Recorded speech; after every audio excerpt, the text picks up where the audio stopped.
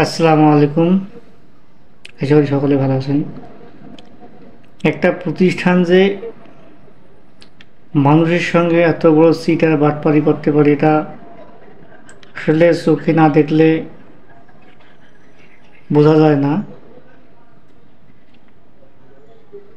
তারা বিভিন্নভাবেই মানুষের টাকা তো খাচ্ছে, সেটা স্বাভাবিক, কিন্তু ভুয়া বিল করে খাচ্ছে। এখন আমি বলছিলাম পল্লী বিদ্যুতের কথা।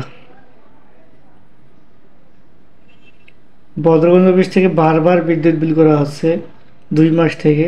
ইউনিট সেম, কিন্তু 1705 ইউনিট করে আসতেছে। কেন, কিভাবে, এটা বোঝা বড়ই মুশকিল। আপনারা দেখলেই বুঝতে পারবেন।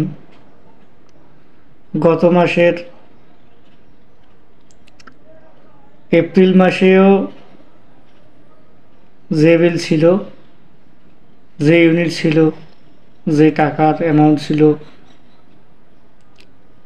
এই মাসেও একই বিদ্যুৎ বিল কিভাবে হয়? এটা আমার প্রশ্ন। কিভাবে সম্ভব? ইউনিট যদি সেম থাকে, প্রিভিয়াস ইউনিট, প্রেজেন্ট ইউনিট যদি সেম থাকে, তাহলে কিভাবে ইউনিট পরিবর্তন হয়? এটা বড় মুশকিল বললাম। দেখেন এই বিদ্যুৎ বিল কপিটা দেখেন। এটা কত মাসের বিদ্যুৎ বিল কপি দেখেন। প্রিভিয়াস ডেটটা দেখেন, প্রেজেন্ট ডেটটা দেখেন।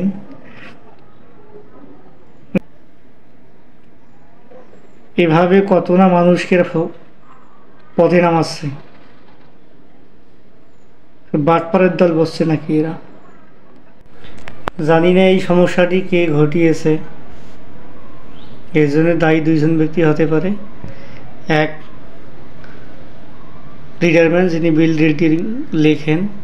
দুই আছে বিল প্রস্তুতকারী, যিনি বিলটি বানান। দুজন ব্যক্তি। আশা করি যেন এই ধরনের ভুল না হয়, মানুষকে বেশি বিল পরিশোধ করতে না হয়। ধন্যবাদ।